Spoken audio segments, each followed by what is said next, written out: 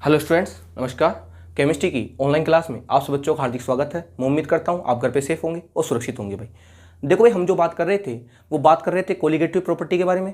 हमने कहा अणुसंख्यक गुणधर्म क्या होते हैं? ऐसे गुणधर्म जो विलय के कणों की संख्या पर निर्भर करते हैं, उसकी प्रकृति पर निर्भर नहीं करते, उन्हें बोलते हैं अणुसंख्यक गुणधर्म। दूसरी बात मैंने आपको क्या बताई थी, अगर आपके पास विलय विद्युत अपघट्य है तो जो आपके जो आयन बनेंगे उस पर डिपेंड करेगी कोलिगेटिव प्रॉपर्टी। अगर अनपघट्य है तो जितनी भी सांद्रता है, जितनी मोलरता है, उस पर डिपेंड करेगी। ये बात मैंने आपको बताई थी। फिर मैंने अणुसंख्यक गुणधर्म को 4 भागों में बांटा था। पहला भाग था वाष्प दाब का आपेक्षिक अवनमन, जिसे बोलते हैं relative lowering of vapour pressure, RLVP। दूसरा बताया था आपको क्वथनांक उन्नयन, एलिवेशन ऑफ बॉइलिंग पॉइंट, इसे शॉर्ट में बोलते हैं EBP। तीसरा बताया था आपको हिमांक अवनमन, depression of freezing point, short में बोलते हैं DFP। और लास्ट में बताया था आपको परासरण दाब, ऑस्मोटिक प्रेशर, शॉर्ट में बोलते हैं OP।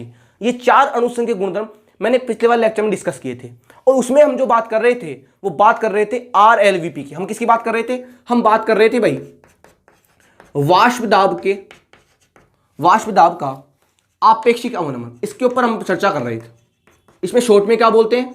इसे शॉर्ट में बोलते हैं RLVP। इसकी हम चर्चा कर रहे थे पिछले वाले लेक्चर में। मैंने आपको परिभाषा बताई थी। पहले तो वाष्प दाब अवनमन के बारे में बताया था कि अवनमन मतलब क्या होता है? कमी हो जाना।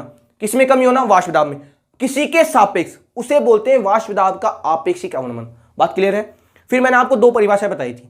एक तो वाष्प दाब अवनमन के बारे में बताया था और एक वाष्प दाब के आपेक्षिक अवनमन के बारे में बताया था। परिभाषा क्या थी कि जब किसी अवाष्पशील विलय को, यानी नॉन वोलाटाइल सॉल्यूट, कि जब किसी अवाष्पशील विलय को शुद्ध विलायक में घोला जाता है तो शुद्ध विलायक के वाष्प दाब में क्या आ जाती है भाई? कमी।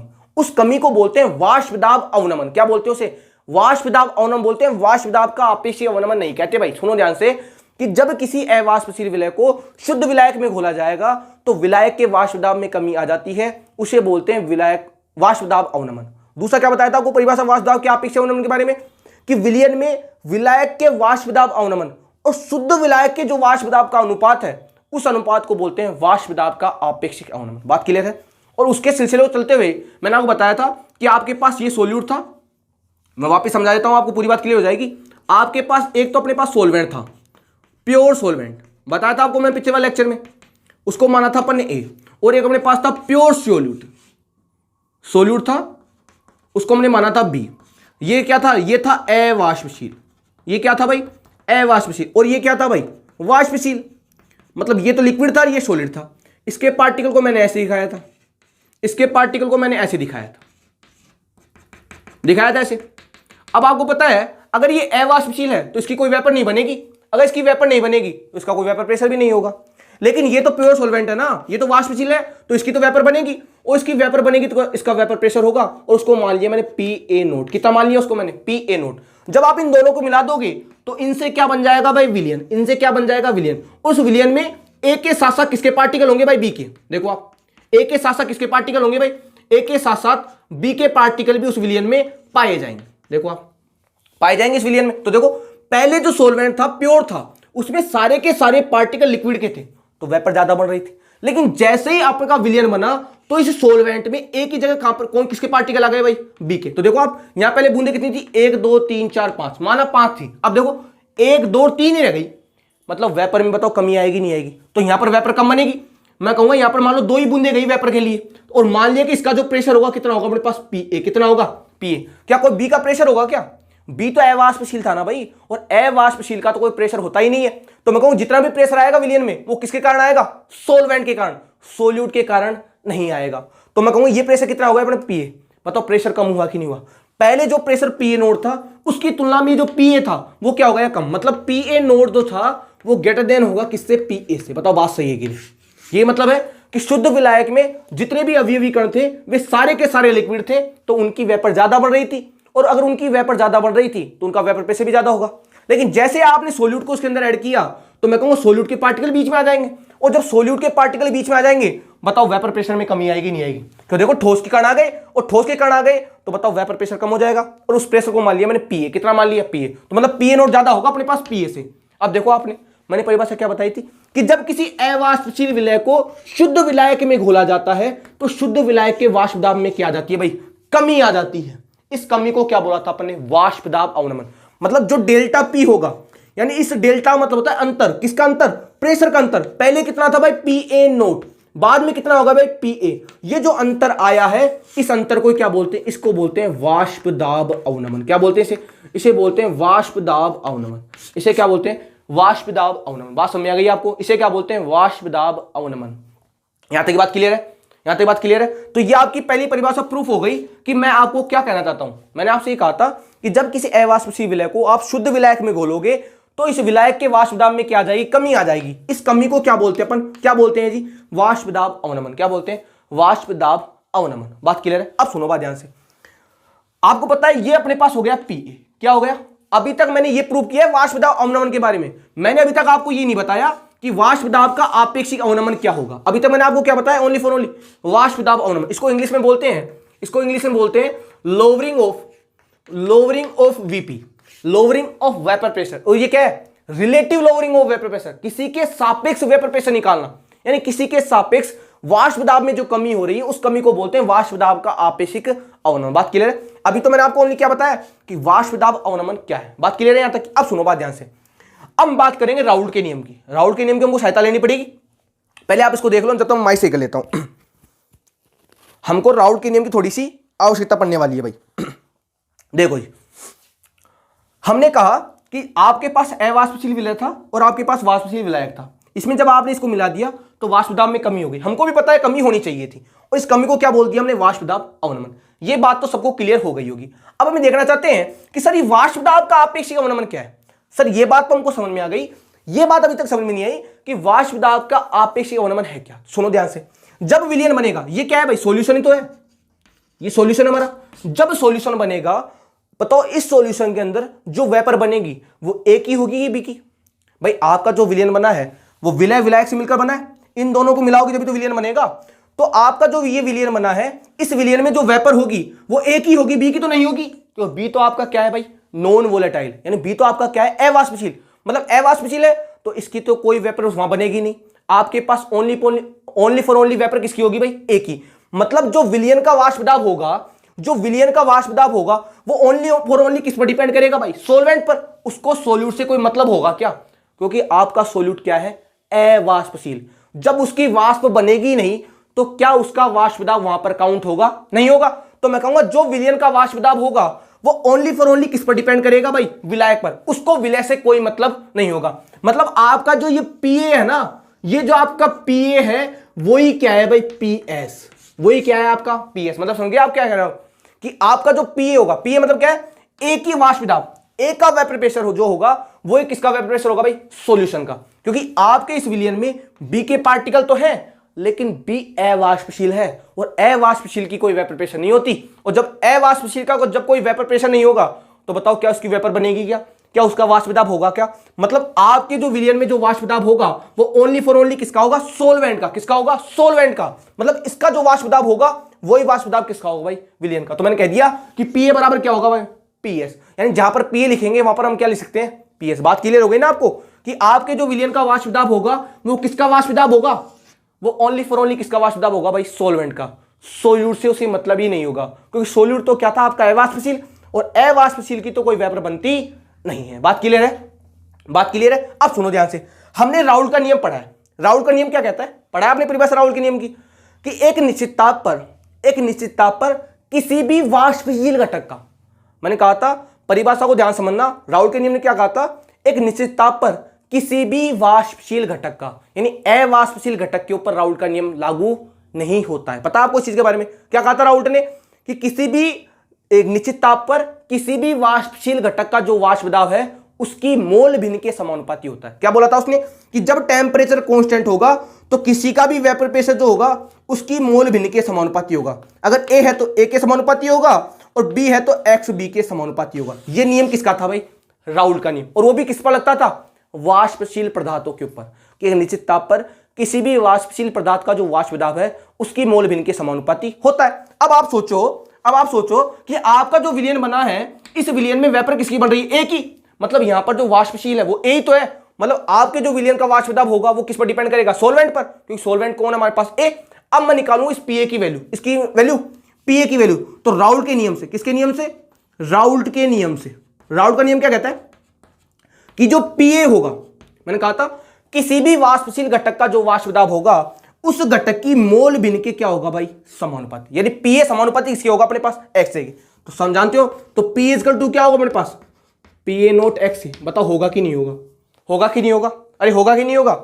ये राउल के नियम से निकाल लिया हमने कि पी ए समानुपाती होगा एक्स ए के। अगर मान लो यहां पर बी वाष्पशील होता, सोचो अगर यहां पर बी भी वाष्पशील होता तो हम P A plus P B कर देते, जैसे हमने राउल के नियम का केस फर्स्ट पढ़ा था। पता है आपको चीज के बारे में। लेकिन यहां तो बी अवाष्पशील है ना, और जब बी ही अवाष्पशील होगा तो क्या उसकी कोई वेपर बनेगी, क्या उसका कोई वाष्प दाब होगा, नहीं होगा। तो मतलब विलियन में वाष्प दाब ओनली फॉर ओनली किसका होगा भाई, सोलवेंट का। तो हमने मान लिया इसका क्या है, पीए, और पीए को क्या मान के चलेंगे हम, पीएस। यानी जो विलियन का वाष्प दाब है वही अपने पास विलायक का वाष्प दाब है। बात क्लियर है। तो राउल के नियम से बात समझ में आई। अब देखो इस वैल्यू को पुट करता हूं मैं यहां पर, इस वैल्यू को यहां पर पुट करने पर तो देखो डेल्टा पी इक्वल टू क्या आ जाएगा अपने पास, क्या आ जाएगा अपने पास, delta P equal to P A note minus P की जगह क्या रख दोगे आप, P A nought X A रख दोगे ना भाई इसको, कि डेल्टा पी इक्वल टू क्या है, P A note minus P ए। इस पी ए की वैल्यू को मैंने यहां रख दिया, तो मतलब डेल्टा पी इक्वल टू क्या आएगा, यहां से पी ए नोट कॉमन ले लूं मैं, और यहां से जैसे मैं पी ए नोट कॉमन लूंगा तो यहां तो बच गया 1 और यहां पर क्या बच गया माइनस एक्स है। यहां तो कोई डाउट तो नहीं है किसी को। अगर यहां से पी ए नोट आप कॉमन लोगे तो यहां तो 1 बच जाएगा, या माइनस क्या रह जाएगा आपके पास, एक्स है। हम जानते हैं, हम क्या जानते हैं भाई, इसको मिटा देता हूं थोड़ा सा मैं ताकि आपको बातें पूरी समझ में आ जाए। इसको मिटा देते हैं हम। लेकिन हमने क्या क्या पढ़ा है कि पी ए किसके बराबर होगा अपने पास, पी एस के। बात सही है। इसके अलावा हम क्या जानते हैं, पी ए नोट किसके ज्यादा होगा अपने पास, पी एस से। इसके अलावा हम क्या जानते हैं कि डेल्टा पी इक्वल टू क्या होगा अपने पास, P A note minus P A. यहां तक बात क्लियर। अब देखो आप इसको लिख देता हूं यहां पर कि डेल्टा पी इक्वल टू क्या है अपने पास, P A note minus P A. इसे बोलते हैं वाष्प दाब अवनमन। अब देखो इस पी ए की वैल्यू को मैं यहां पुट कर रहा हूं, जैसे आप यहां पुट करोगे तो डेल्टा पी इक्वल टू क्या आ जाएगा अपने पास, P A note minus P A nought X A. Put कर दी वैल्यू पी ए की यहां से, और ये वैल्यू कहां से लेके आए हम, राउल के नियम से। अब देखो आप, तो डेल्टा पी इक्वल टू क्या आ जाएगा अपने पास, पी ए नोट को कॉमन ले लिया। जैसे आप पी ए नोट को कॉमन लोगे तो यहां तो बच जाएगा 1 माइनस एक्स ए। यहां तक कोई डाउट है किसी को, यहां तक बात समझ में आ गई सबको, यहां तक बात सबको समझ में आ गई होगी। हम जानते हैं, हम क्या जानते हैं, क्योंकि एक्स ए प्लस एक्स बी बराबर 1 होता है। जानते हो आप इस चीज को, एक्स ए प्लस एक्स बी बराबर 1 होता है, पढ़ाया था मैंने आपको मोल भिन्न के अंदर। तो मैं कहूंगा एक्स बी बराबर कितना होगा भाई, ये 1, ये एक्स हो जाएगा। बताओ माइनस का होगा कि नहीं होगा, ये होगा। मतलब इसकी जगह क्या रख सकता हूं, एक्स बी। तो रखो वैल्यू, तो डेल्टा पी इक्वल टू क्या हो जाएगा हमारे पास, P A nought X B. पता होगा कि नहीं होगा, यही तो होगा, क्योंकि हम जानते हैं 1 माइनस एक्स बराबर क्या होता है, एक्स बी। ये हमने पढ़ा है कि एक्स ए प्लस एक्स बी बराबर कितना होता है 1। तो एक्स बी बराबर क्या होगा, 1 माइनस एक्स। पुट कर दी वैल्यू, तो डेल्टा पी इस पी ए नोट को नीचे लेके आ जाऊं, कोई गुना तो नहीं कर दिया मैंने, ऐसे करके कर सकते हैं ना अपन ऐसा। डेल्टा पी इस पी ए नोट को नीचे लेके आ गए, इक्वल टू क्या आ जाएगा हमारे पास, एक्स बी। क्या आ जाएगा हमारे पास, एक्स बी। अब आपकी दूसरी परिभाषा यहां पर लागू हो गई। आपकी जो दूसरी परिभाषा है आर एल वी पी की, यही है भाई आर एल वी पी। इसको ही बोलते हैं आर एल वी पी। इसे क्या बोलते हैं, आर एल वी पी। देखो कैसे बोलेंगे। परिभाषा क्या थी, पहली परिभाषा क्या थी आपकी, कि जब किसी अवाष्पशील विलय को शुद्ध विलायक में घोला जाता है तो विलायक के वाष्प दाब में क्या आ जाती है भाई, कमी। उसे बोलते हैं वाष्प दाब अवनमन। वो बता दिया मैंने आपको। फिर दूसरी परिभाषा क्या थी, विलियन में वाष्प दाब के अवनमन। यही था वाष्प दाब अवनमन। इसको क्या बोला था हमने, इसको क्या बोला था भाई, इसको बोला था हमने वाष्प दाब अवनमन। इसे क्या बोला था हमने, वाष्प दाब अवनमन। हमने क्या बोली परिभाषा, विलियन में विलायक के वाष्प दाब अवनमन, यही था वाष्प दाब अवनमन।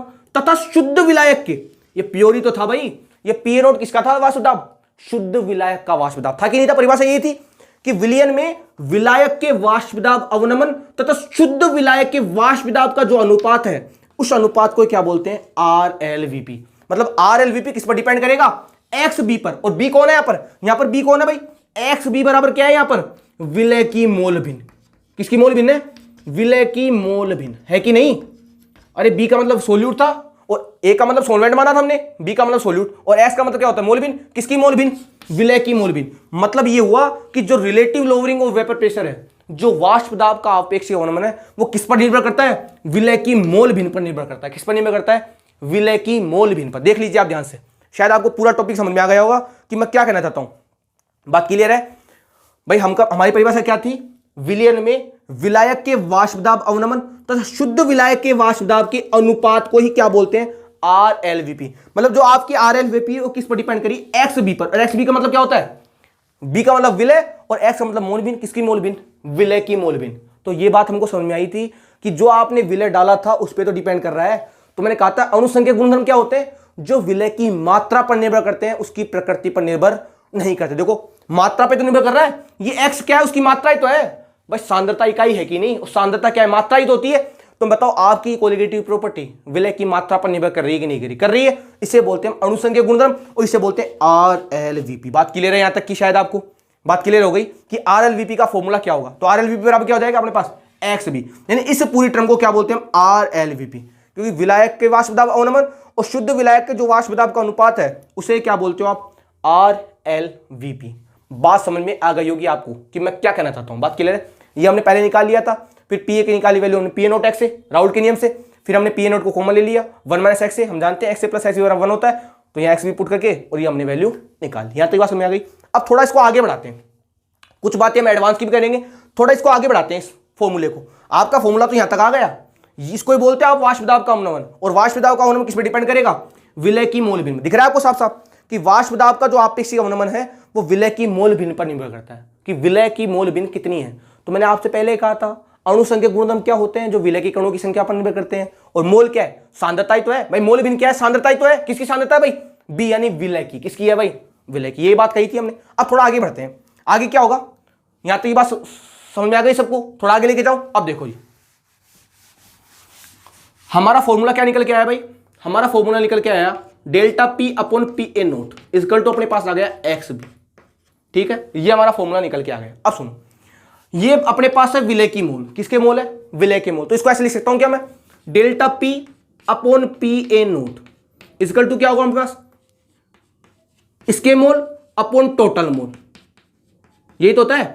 एक्स का मतलब क्या होता है, मैंने बताया था आपको, जिसके भी आपको मोल निकालने हो कैसे निकालोगे, उसके स्वयं के मोल और कुल मोल NT। इसका मतलब क्या होगा, NB upon NA plus NB। अरे बताया था ना ये, जब सांद्रता इकाई पढ़ाई थी तो मैंने कहा था किसी की भी जब आप मोल भी निकालोगे किसी भी अवयव की, तो कैसे निकालोगे, उसके स्वयं के मोल डिवाइड बाई कुल मोल। तो कुल मोल कितने हैं, सोल्यूट प्लस सोलवेंट के, तो NA प्लस NB होगा कि नहीं होगा, होगा। बात समझ आ गई, ये तो बात पढ़ाई हुई ना भाई। तो XB को अपन ये लिख सकते हैं, कोई गुना तो नहीं कर दिया लिख के। अब मैं कह रहा हूं अगर विलयन, यदि विलयन अत्यंत तनु है, यदि विलयन अत्यंत तनु है, तनु का मतलब क्या होता है, जिसमें विलय की मात्रा कम होती है और विलायक की मात्रा क्या होती है, ज्यादा। पढ़ाया था मैंने आपको, तनु विलयन क्या होता है, जिसमें विलय की मात्रा कम होती है, विलायक की मात्रा क्या होती है, ज्यादा। हाँ भाई, विलय कौन था यहां पर हमारा, यहां पर A तो हमारा विलायक था और B हमारा क्या था, विलय था कि नहीं था। B को तो हमने विलय माना था और A को हमने विलायक माना था। हम क्या करें, यदि विलयन अत्यंत तनु है, इसको साफ साफ लिख देता हूं ताकि आपको पूरी बात क्लियर हो जाए।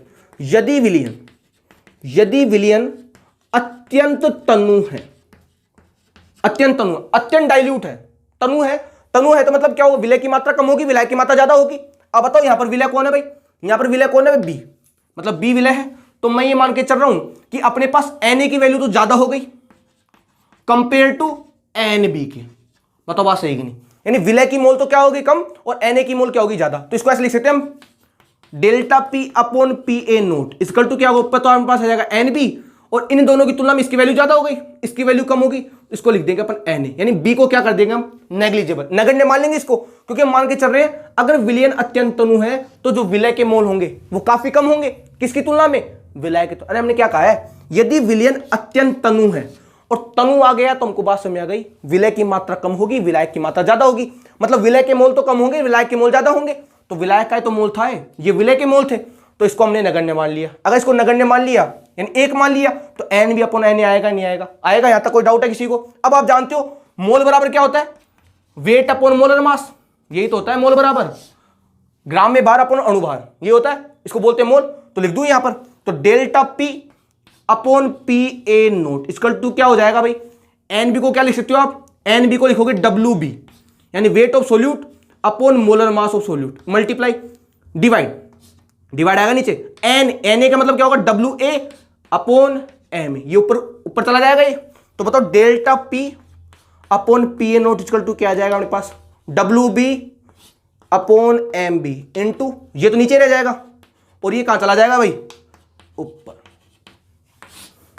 ये दूसरा फॉर्मूला जो वेरी वेरी इंपॉर्टेंट है, आपसे पूछा जाएगा। और इसको क्या लिख सकते हैं हम, इसको, इस पूरे को क्या लिख सकते हैं हम, हमको पता है इस पूरे को क्या बोलते हैं, इसको बोलते हैं RLVP। क्या बोलते हैं इसे, RLVP। इसको क्या लिख सकता हूं मैं, इसको लिख सकता हूं RLVP इक्वल टू क्या होगा हमारे पास, WB into MA upon MB into W A.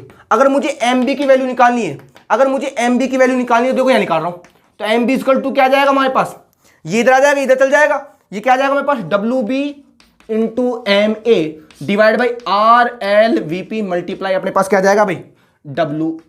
ये लो जी, आप यहां से विलय का मोलर मास भी निकाल सकते हो। दो फॉर्मूले निकाल दिए मैंने आपके साथ। बात क्लियर हो गई आपके, बात क्लियर है।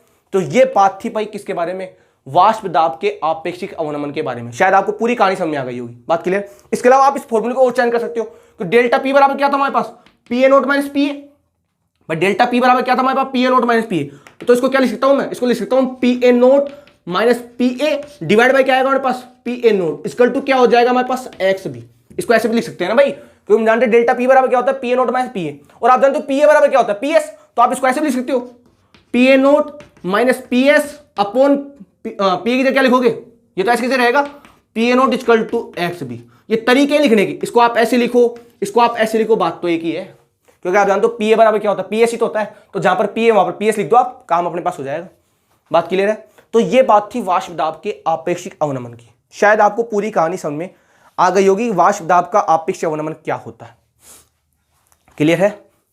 वापिस बात सुन लो ध्यान से, कि जब किसी अवाष्पशील विलय को शुद्ध विलायक में घोला जाता है तो विलायक के वाष्प दाब में कमी आ जाती है। उस कमी को बोलते हैं वाष्प दाब अवनमन, उसे बोलते हैं डेल्टा पी। बात क्लियर है।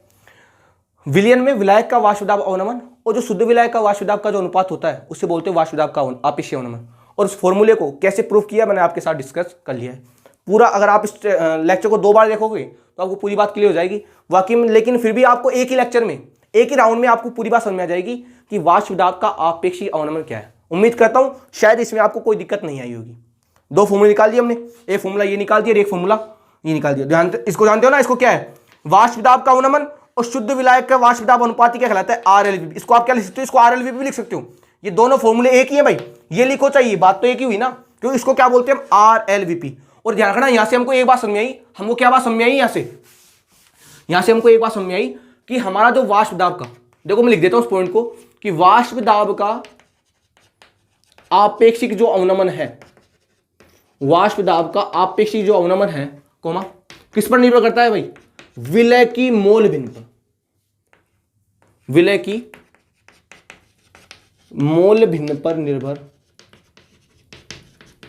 करता है। ये बात समझ में आई हमको। ये इसका मुख्य बिंदु है कि वाष्प दाब के आपेक्षिक अवनमन से क्या समझते हो आप, कि वाष्प दाब का जो आपेक्षिक अवनमन है वो विलय की मोल भिन्न पर निर्भर होता है। क्योंकि हमने फॉर्मूला क्या निकाला था, ये निकाला था delta P upon P A note equal to क्या था हमारे पास, एक्स बी। ये तो था फॉर्मूला।